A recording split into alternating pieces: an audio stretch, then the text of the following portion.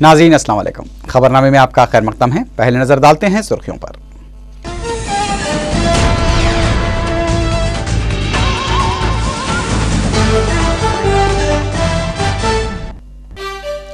मुल्क में गुर्बत, सेहत और माहौलियात के मसाइल से निपटने के लिए नई तख्लीकी सोच की जरूरत पर वजीर आजम डॉक्टर मनमोहन सिंह ने दिया जोर।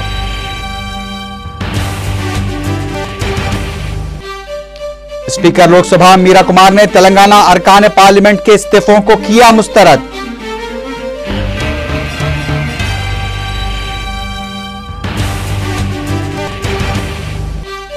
पुलिस चौकसी के दावों के बावजूद जंगमबेंट में मुस्लिम नौजवान पर अशरार का हमला। मजलिसी कायदीन ने किया खातियों की फौरी गिरफ्तारी का मुतालबा।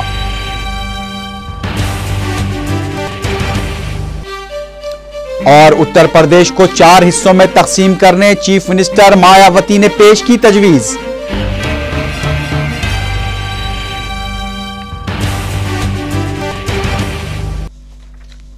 अब खबरें तफसील से।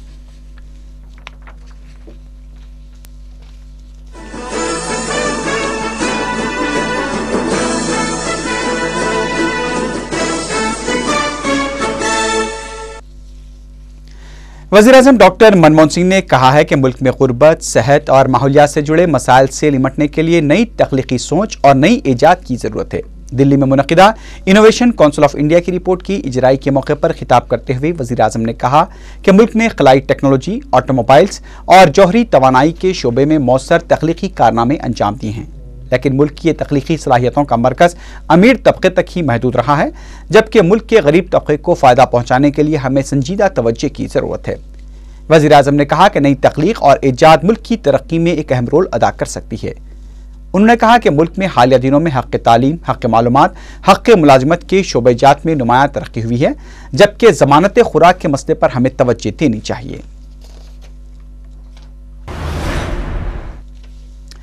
स्पीकर लोकसभा मीरा कुमार ने अलहदा तेलंगाना की हिमायत में दिए गए तेलंगाना के कांग्रेसी अरकान पार्लियामेंट के इस्तीफों को मुस्तरद कर दिया है। स्पीकर के फैसले से पार्लियामेंट के ज्वाइंट सेक्रेटरी ने अरकान पार्लियामेंट को वाकिफ करवा दिया है। जराये के मुताबिक स्पीकर ने अरकान पार्लियामेंट से मुलाकात के दौरान ही उन्हें अपने इस्तीफे वापस लेने की दरख्वास्त की थी। स्पीकर ने तेलंगाना के अरकान पार्लियामेंट को ये तरगीब भी दी कि मरकजी हुकूमत मसले तेलंगाना की एकसोई के लिए कोशिशें कर रही है। पता चला है कि स्पीकर ने अरकान असम्बली के इस्तीफों को मुस्तरद करने को तकनीकी वजूहात से ताबीर किया है। स्पीकर की जानिब से इस्तीफों को मुस्तरद किए जाने के बाद रद्द-ए-अमल जाहिर करते हुए नलगुंडे के कांग्रेसी रुकन पार्लियामेंट जी सुखेंदर रेड्डी ने कहा कि अलहदा तेलंगाना के लिए जरूरत पड़ने पर हम दोबारा इस्तीफों के लिए तैयार हैं।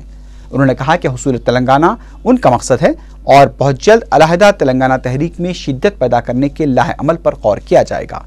वाज़ेह रहे कि अलहदा तेलंगाना के लिए 4 जुलाई को तेलंगाना से ताल्लुक़ रखने वाले 9 अरकान पार्लियामेंट ने अपने इस्तीफे पेश कर दिए थे।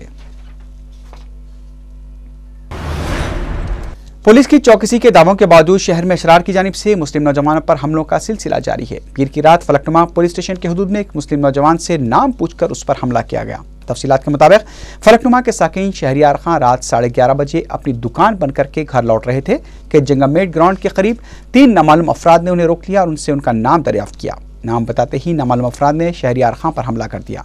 शहरियार खां को जख्मी हालत में दुरुशहवार हॉस्पिटल मुंतकिल किया गया था, लेकिन मजलिसी अरकान असम्बली अहमद पाशा कादरी और अहमद बलाला ने शहरियार को डॉक्टर्स के मशवरे के बाद दूसरे दवाखाने को मुंतकिल करवाया।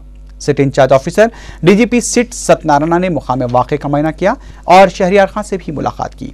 उन्होंने बताया कि अगर ये शरपसंदों की कारस्तानी है तो उनके खिलाफ सख्त कार्रवाई की जाएगी। शहरियार खां ने बताया कि उन पर तेज और नुकीले हथियार से हमला किया गया, जिसकी वजह से उनकी फस्तियों में जख्म आए हैं। वाक़े की तरह मिलते ही सदर मजलिस बैरिस्टर असदुद्दीन ओवैसी ने मजलिसी अरकान असम्बली अहमद पाशा कादरी और अहमद बलाला को मुकाम वाक़या रवाना किया। मजलिसी अरकान असम्बली ने पुलिस के आला अहदेदारों से रब पैदा करते हुए खातियों के खिलाफ फौरी कार्रवाई का मुतालबा किया।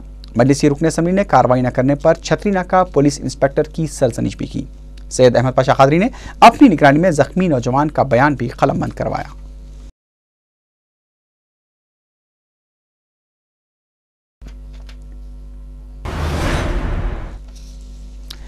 आंध्र प्रदेश हाईकोर्ट के नए चीफ जस्टिस मदन भीमराव लोकुर को रियासती गवर्नर ESL नरसिम्हन ने राजभवन में खिताब दिलाया। इस मौके पर chief minister Kiran Kumar Reddy, deputy chief minister Damodar Raj Narasimha, speaker assembly N Manohar, council के सदनशीन चक्रपानी, वजीर कानून E प्रताप रेड्डी के अलावा मेयर JHMC कार्तिका रेड्डी, कांग्रेसी अरकान असेंबली और DGP दिनेश रेड्डी भी मौजूद थे।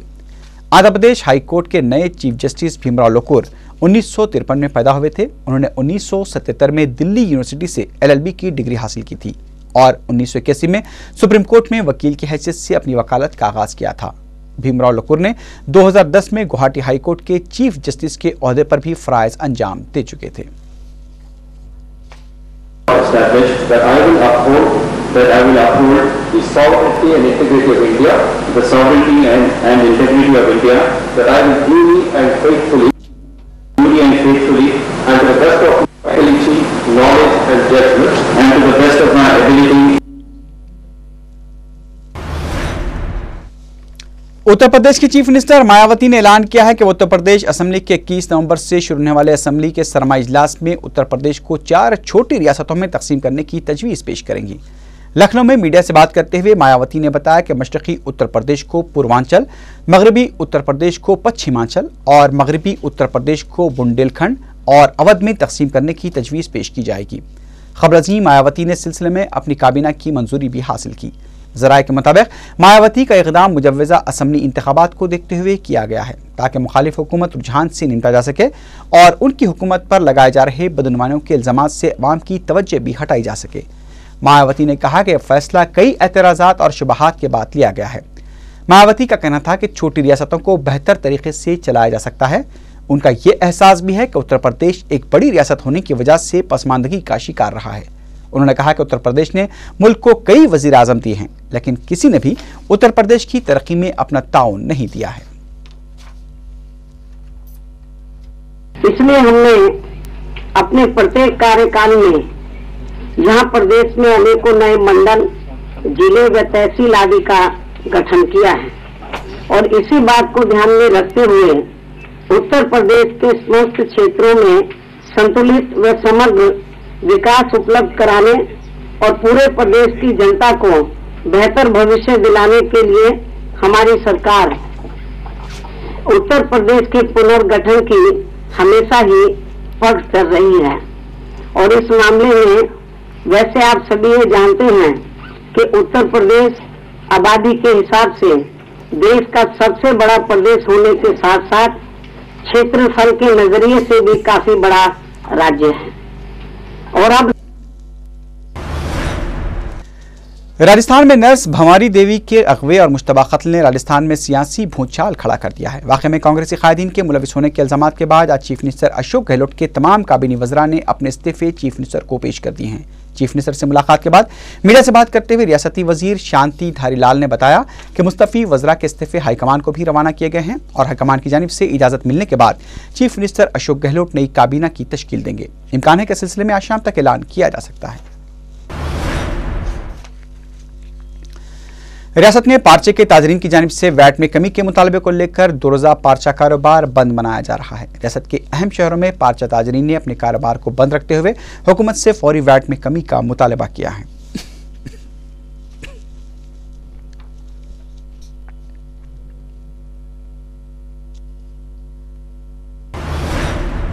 आंध्र प्रदेश हाईकोर्ट ने उप्पल क्रिकेट स्टेडियम की तामीर के दौरान हुई बेकायदगियों और धांधलियों के सिलसिले में इल्जामात का सामना कर रहे हैदराबाद क्रिकेट एसोसिएशन के 16 अहदेदारों को गिरफ्तार करने की ACB को हिदायत जारी कर दी है। साबिक क्रिकेटर शिवलाल यादव के बशमूल हैदराबाद क्रिकेट एसोसिएशन के दीगर अहदेदारों ने उन्हें गिरफ्तार न करने के लिए अदालत में दरखास्त दाखिल की थी, जिसे हाईकोर्ट ने मुस्तरद कर दिया है। पेट्रोल की कीमत में वक्फे से हो रहे इजाफे की वजह से अवाम और सियासी जमातों की तनकीदों का सामना कर रही हुकूमत की जानिब से पेट्रोल की कीमत में 2 रुपये कमी पर गौर किया जा रहा है। वजारत पेट्रोलियम के ज़राए के मुताबिक हुकूमत ने ऑयल कंपनियों को कीमत में कमी के लिए गौर करने की हिदायत दी है, लेकिन अभी तक इस सिलसिले में ऑयल कंपनियों की जानिब से कोई रद्द-ए-अमल सामने नहीं आया है। अगर ऑयल कंपनियां हुकूमत की तजवीज़ पर राजी हो जाती हैं तो पेट्रोल की कीमत में 4 चंबे से 2 रुपये कमी का इम्कान जाहिर किया जा रहा है।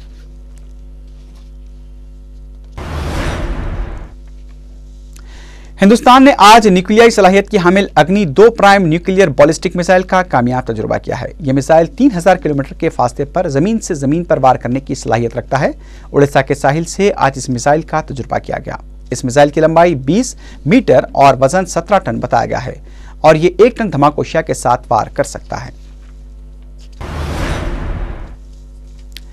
हिंदुस्तान ने कोलकाता में वेस्टइंडीज के साथ खेले जाने वाले दूसरे टेस्ट के दूसरे दिन 7 विकेट खोकर 631 रन का हिमालयाई स्कोर खड़ा करते हुए अपनी पहली इनिंग्स डिक्लेयर कर दी है।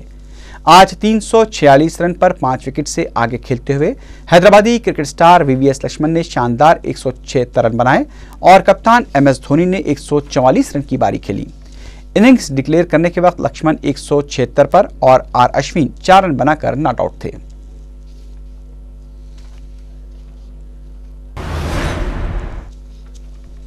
अब नजर डालते हैं कुछ बैनुल-अक़वामी खबरों पर। शाम के शहर दुरे में हुकूमत हामी और मुखालिफिन के दरमियान हुई झड़पों में 40 से ज़ायद अफराद हलाक हो गए हैं।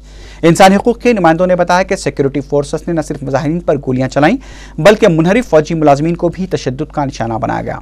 इस दौरान यूरोपीय यूनियन ने शाम में जमहूरियत के हामी मुजाहिरीन के खिलाफ सिक्योरिटी फोर्सेस की कार्रवाइयों पर शाम की मजीद 18 अहम शख्सियतों पर पाबंदियां आयद करने का ऐलान किया है। ब्रसल्स में मुनक़िद होने वाले यूरोपीय यूनियन के वज़ीर ख़ारजा के इजलास में आज इन पाबंदियों को मंजूरी दी जाएगी। उधर अर्दन के शाह अब्दुल्ला दुवम ने शाम के सदर बशर अल-असद से मुतालबा किया है कि अपने मुल्क के बेहतर मफाद में इख्तिदार छोड़ दें। शाह अब्दुल्ला पहले अरब लीडर हैं जिन्होंने शामी सदर से वाज़ेह लफ्ज़ों में इख्तिदार छोड़ने का मुतालबा किया है। उनका यह भी कहना था कि अगर वो बशर अल-असद की जगह होते तो कब की इख्तिदार छोड़ देते।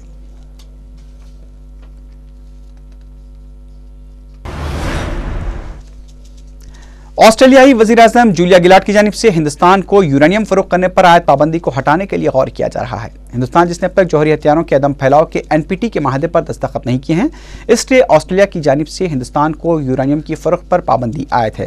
ताहम वज़ीर आज़म जूलिया गिलार्ड की हुक्मरान जमात अगले माह अपनी कॉन्फ्रेंस के दौरान ये पाबंदी हटाने पर गौर करेगी। हिंदुस्तान को यूरेनियम की फरोख्त पर गौर के बावजूद ऑस्ट्रेलियाई वज़ीर आज़म ने कहा है कि इसराइल और पाकिस्तान को जौहरी ईंधन फरोख्त नहीं किया जाएगा।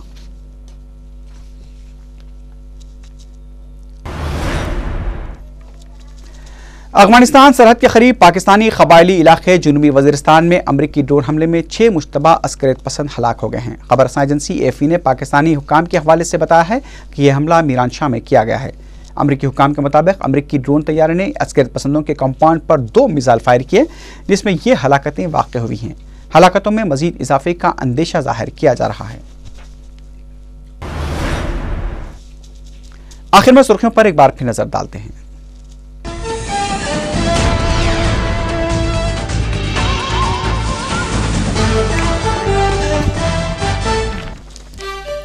मुल्क में गुर्बत, सेहत और माहौलियात के मसाइल से निमटने के लिए नई तख्लीकी सोच की जरूरत पर वज़ीर आज़म डॉक्टर मनमोहन सिंह ने दिया जोर।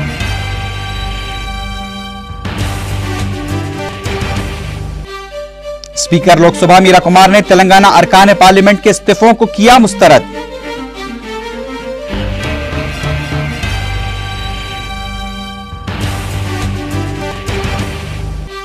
पुलिस चौकसी के दावों के बावजूद जंगमेट में मुस्लिम नौजवान पर अशरार का हमला। मजलिसी कायदीन ने किया खातियों की फौरी गिरफ्तारी का मुतालबा।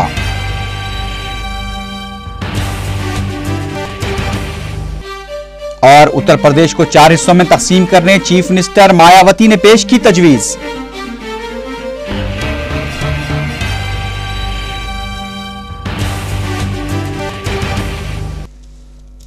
इसी के साथ ही खबरनामा अख्ताम को पहुंचा। अल्लाह हाफ़िज़।